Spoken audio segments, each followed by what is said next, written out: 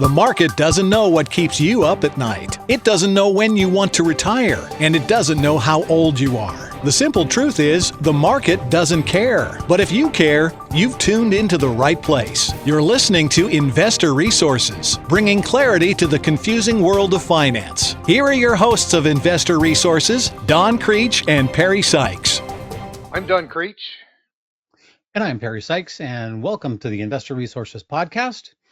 If y'all see anything today that you really like, we'd encourage you to please recommend this to your friends and family and coworkers and spread the word for us. We'd really appreciate that. Thank you.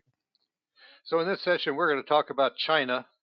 China has been in the news a lot, primarily because of the recent efforts by the PBOC, the People's Bank of China, to create some fiscal stimulus to get their economy out of the gutter. But what we learned along the way is that China has actually implemented Orwell's 1984. Now, not just recently. I mean, in COVID, we kind of thought that's what was going on around the world. But Sure. COVID actually preempted this in 2003 by initiating a law that said the government can confiscate passports.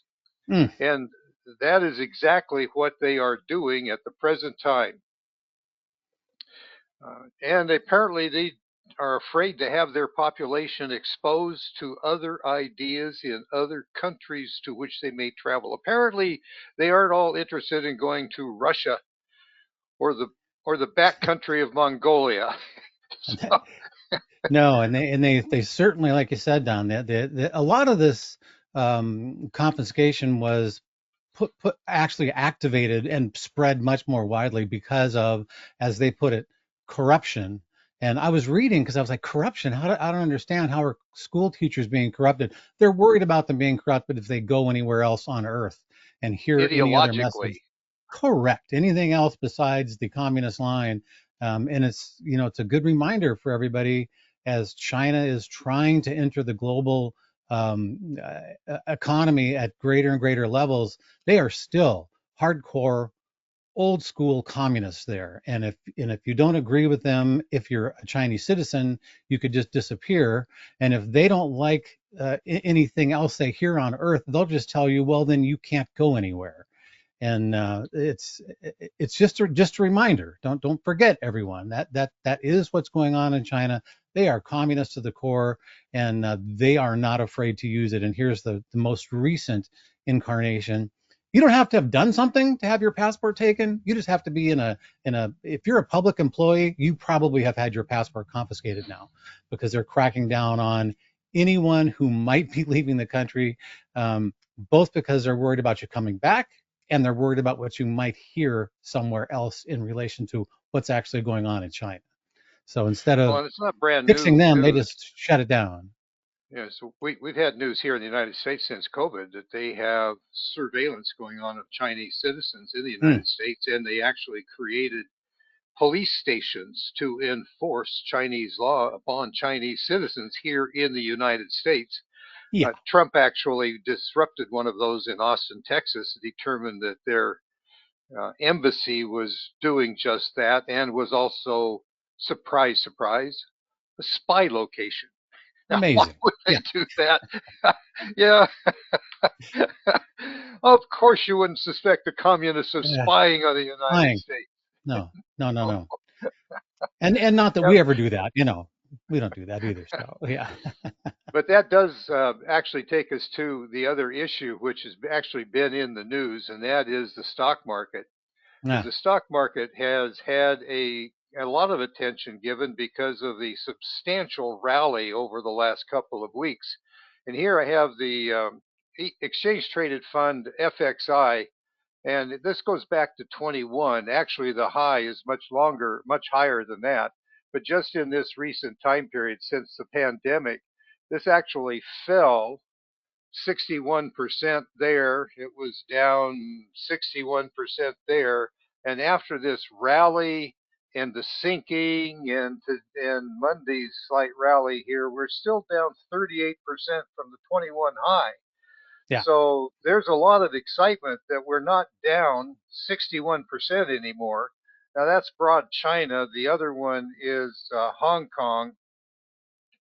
If let's see if I'm going to find it faster this way. I forgot to put this up on a Hong Kong. There it is at the bottom of the list. I don't remember. I never remember the symbol. But There this we is go. somewhat similar. This goes back to the same high in 21, peak of the COVID rally, and it was down 48%. So that was relief. Things weren't so bad. And it's as we start this week, which is the 14th, bank holiday, Columbus Day here in the States. As we start this week, it has rallied to a negative 32%. So Nice. what's going on in China? Well, China has demographic problems like Japan did back in 1989, and they have yet to turn them around. People have found out that raising kids is expensive, Oh yeah. and the government has found out that if you don't have kids, the economy doesn't work too well, and it Don't gets spend worse enough over money. time. Yep. Yep. And China had a one birth policy, one child policy for decades. Long I think time. it was Yeah. just last decade that they decided to let some families have two and a few exceptions have three. But we're talking about 50 years of bad policy. So they're basically on the verge of deflation. Now, let's just talk about deflation for a minute. We've been living under inflation. And let's just take toothpaste and toilet paper. You're going to run out of those. And in an inflationary economy, certainly over the last pre-COVID years, when see yourself running out, you go out and buy as much as you can find and as much as you can afford because you know the There you go. next time you need it, it's going to be even more expensive. So let's get it now while the getting's good. Deflation is just the exact opposite. My toothpaste and toilet supply and my liquid soap supply in the garage is running a little low, but I can still manage another 3 to 6 weeks. No big deal, because when I'm almost out, it's going to be cheaper. I don't need to spend the money today. And when that happens, the economy slows down. Somebody gets laid off, and then they don't spend money they don't have to, and then it pyramids. It's a domino effect, and that's where China is. So they have introduced a massive amount of stimulus that's on the table. It actually hasn't been dumped into the economy yet. And this last weekend, the 13th and 14th of October, October. Yep. the authorities were going to make additional announcements about how they were going to turn the real estate market around, how they were going to add to consumer sentiment to perk them up so they would be willing to buy. And when the markets opened on Monday in Europe, well, people weren't quite so happy as everybody had expected. And so there's a lot of skepticism about what China is actually going to accomplish.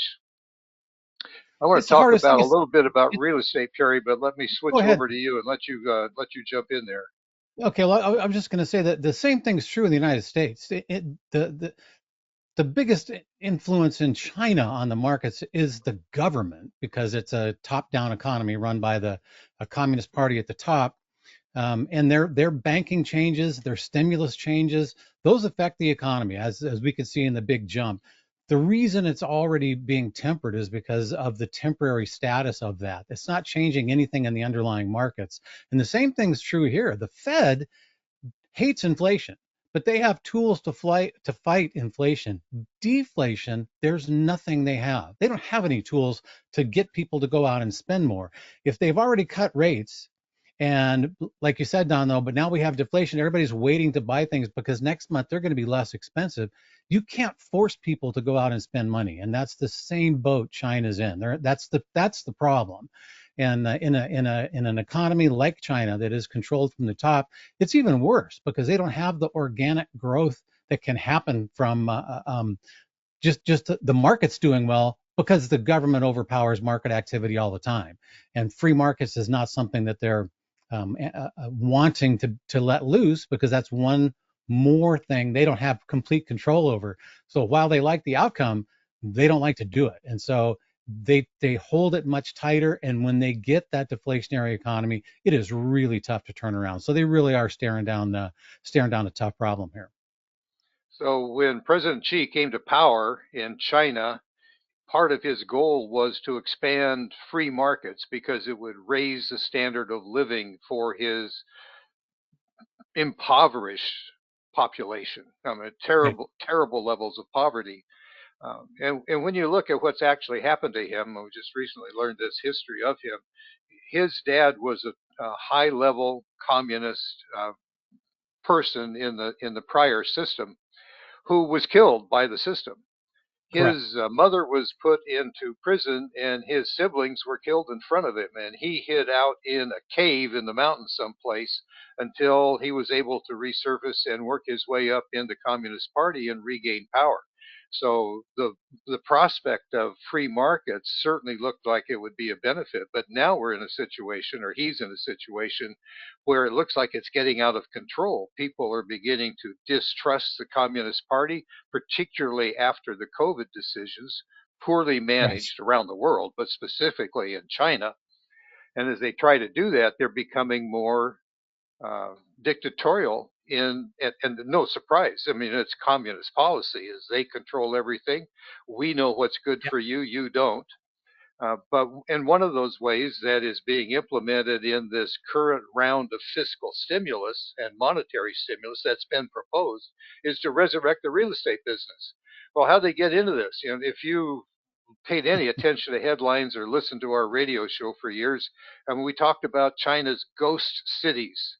In order to stimulate employment, they would build cities in the middle of nowhere, theoretically, to move people off the farms, but those people had no skills to live in the cities, so it's been very difficult to move them.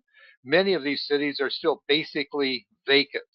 A few residents, some security personnel. You got to have some utilities and cleanup personnel because they have to look good, but they're Yeah. still unpopulated. When the housing bubble collapsed with COVID, they ended up with a lot of real estate developers going bankrupt. Money was not available. They couldn't sell the properties. And China's household wealth is predominantly in real estate. They are not major participators on a percentage of population in stock market activities. Correct. So when you look at all these real estate in the second homes or third homes, which they're going to put a child in, and that's their retirement account, and they've lost value and there's no market for them. So there are many buildings that are basically incomplete. And the federal government has told the regional governments, the banks and the regional governments, why don't you just buy all these empty homes? That'll solve the situation.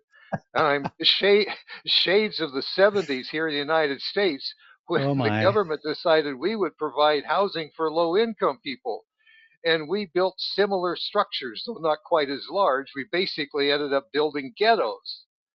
Well, I don't know that these entities have turned into ghettos over there, but when you have vacant buildings, incomplete, and nobody's finishing construction and nobody's living in them, it's not a good situation. And then I asked the question, how does the government owning buildings that could not be sold benefit the economy? Is that going to encourage consumers or real estate investors to go out and spend their money on another project that they don't know if it's going to get finished? It's bad. I, They, they you know, help this they is the help they help create the problem with the absolutely insane amount of building they did. And then of course there is no solution because they have overbuilt so much that there's no such thing as enough people to move. Plus, the people they want to move, a lot of them are subsistence farmers still. They eat what they grow. You can't do that in the city. So they're not interested in leaving where they are, which is why even though they say, "Come move in, this is free, just come pick a spot," nobody goes. It's like, what am I going to do with my goats? I can't live in a fifth floor condo. That's not the way my life works. And so it's just never forget It's a communist country. It's ruled from the top down, and that particularly can go very wrong economically. Economics thrives on free markets and letting those free markets decide what things are worth, where capital is needed. And when all of those decisions are made arbitrarily and largely for political reasons, the outcome's almost never good. And China's looking at that right now, and their economy is showing the effects, and they are genuinely worried about that because China does, they say they could care less what the US says. Guess what they're afraid of? A billion hungry people. That terrifies them. They've seen that go bad before in China, and they don't want to see it again. So with regard to their economy, they typically have they've reduced it to a 5% growth rate that they expect everybody in the regions to generate for them. Right. May be a little funny accounting along the way, but be that as it may, the prospect of these financial stimuli coming online excited professional investors and hedge funds over the last several weeks. So we've had a massive rally. I showed it to you on the screen a couple of minutes ago. But last week, with the prospects that one, the rally was probably overextended, and two, the government may not follow through, hedge funds and major investors ran away from the Chinese market and created the largest volume day in quite a while.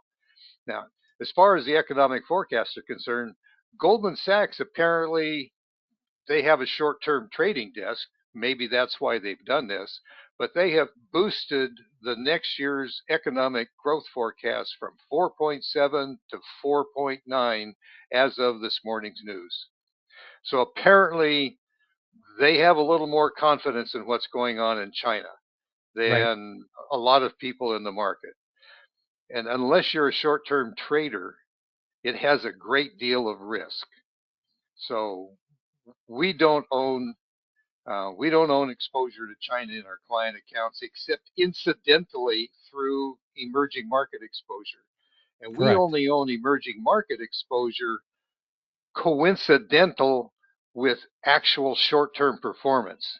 If it doesn't perform well recently and it quits doing that, we won't have emerging markets in our portfolio anymore because we do not believe mandated 100% time diversification is a benefit. Correct. Diversification is a benefit when things are working.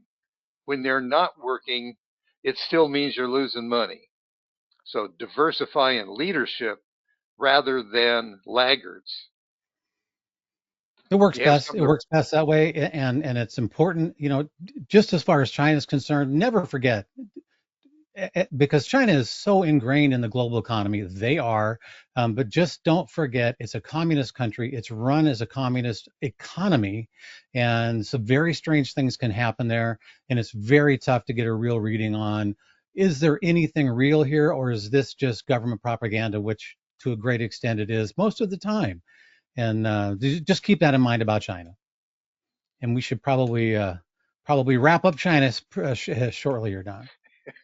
okay, so down at the bottom of the screen there is a subscribe button. Hit that subscribe button. We'd appreciate it. If you found this interesting, you probably know somebody else who does too. Share it with your family, your friends, your coworkers. Let them know that we're available on our website. The shortcut is IRI. That's three letters, IRI radio.com. You can subscribe to our regular stock market update webinars. Those are live presentations. And if you can't make the live presentation, we'll send you a link for the replay. Anyway, subscribe to us. Thanks for being with us, but give us the subscribe and like button on YouTube. Have a great day.